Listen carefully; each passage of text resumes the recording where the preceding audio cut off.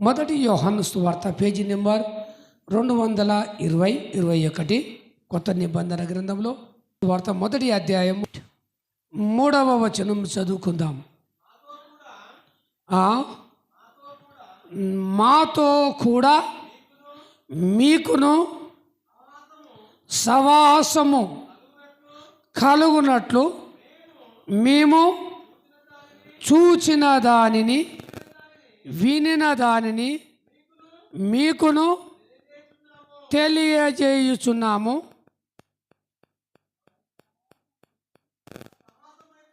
మన సవాసమైతే తండ్రితో కూడాను ఆయన కుమారుడైన యేసుక్రీస్తుతో కూడాను ఉన్నది. కరువు ఎందుకు వస్తుంది? దేవుని సవాసాన్ని కోల్పోవడం, దేవుని సవాసానికి దూరం అయిపోవడం, దేవుని సవాసాన్ని వదిలిపెట్టడం, దేవుని సవాసాన్ని కట్టు చేయడం. నీ సరదా కొరకు, నీ అవసరాల కొరకు దేవుని వాడుకుంటున్నావు. అలా వాడుకుంటే నువ్వు తండ్రితో సవాసము చేసిన వాడవు కావు. Praise the lord. మెల్లగా చెప్పండి, ప్రైజ్ ది లార్డ్. ఈ సవాసం ఎవరితో చేస్తూ ఉన్నావు?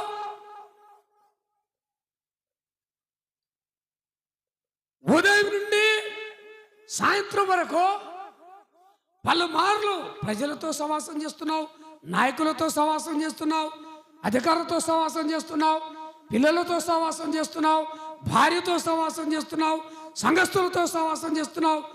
ఎస్, బాగానే ఉంది. దేవునితో ఎప్పుడు చేస్తావు సవాసం?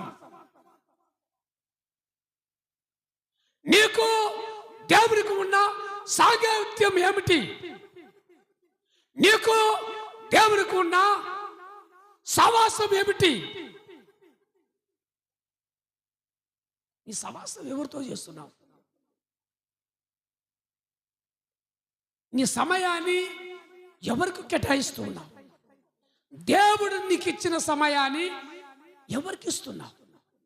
దేవునికి చెందవలసిన కృప ఏం చేస్తున్నావు? నేడు ఇక్కడ, రేపు ఎక్కడో.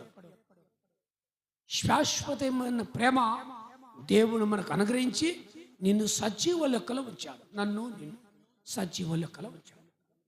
ఈ సజీవ లెక్కలో ఉంచినప్పుడు సజీవుడైన యేసు క్రీస్తుని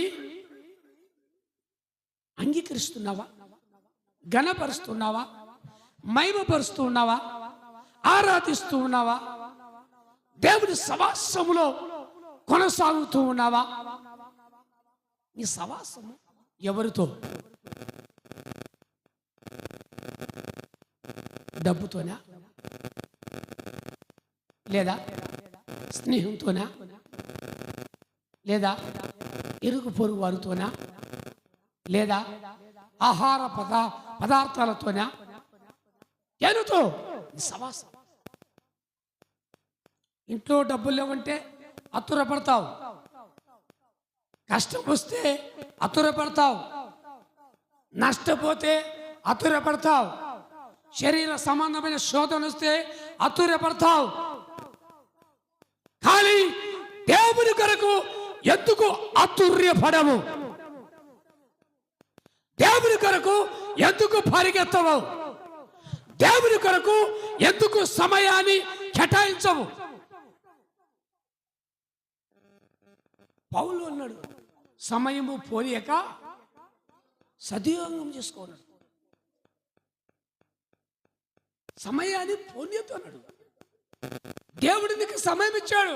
ఈరోజు నాకు సమయం ఇచ్చాడు. ఈరోజు వాక్యం చెప్తున్నా, రేపు చెప్తాను. గ్యారెంటీ ఉందా మీకు? ఎవరికైనా ఉందా? రేపు నేను కనపడతాను, మీకుందా? మీరు కనపడతాను ఉందా మీకు?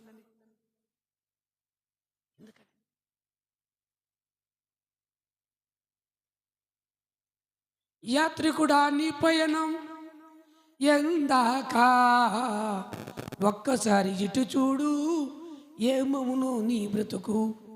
యేసయ్య లేకుంటే సాగదురా నీ పయనం. గాలి మీద దూలిన బుడగ వంటి నీ బ్రతుకు, ఎప్పుడు పగిలిపోవునో ఎప్పుడు కూలిపోవునో.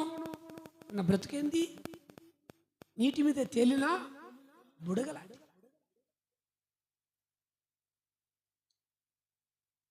బుడగా, నీటి మీద తేలిన బుడగా.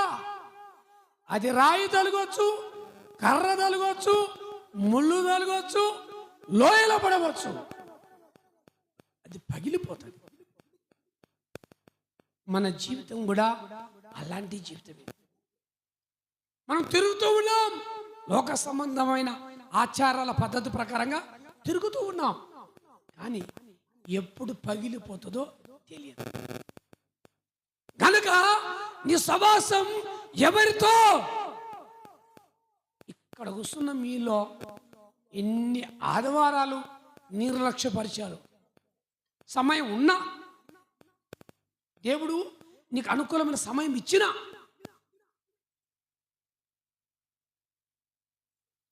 దేవుని కృపను బట్టి ఇప్పటికి ఈ రోజు వరకు ఒక్క ఆదివారాన్ని కూడా నేను మన మందిరం నుంచి దొంగిలించలే.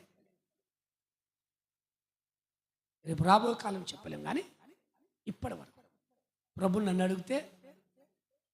అడిగితే ధైర్యముగా చెప్పగలను. నా తండ్రితో నేను చెప్పగలను. నీకు సమయం దొరికినా, సమయోచితమైన సమయము దేవుడికి అనుగరించినా చాలా దుమ్ము కొట్టావు. అవసరం వస్తే తినిపడినావు, అవసరం వస్తే నీ పెళ్లిలకు, పేరటాలకు, నీ సుఖభోగాలకు వెళ్ళావు.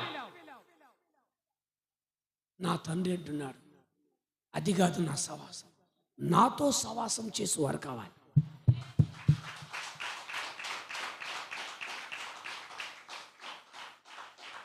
తండ్రితో సవాసం చేసే ప్రజలు కావాలి, తండ్రితో సవాసం చేసే నాయకులు కావాలి, తండ్రితో సవాసం చేసే ఆత్మీయులు కావాలి.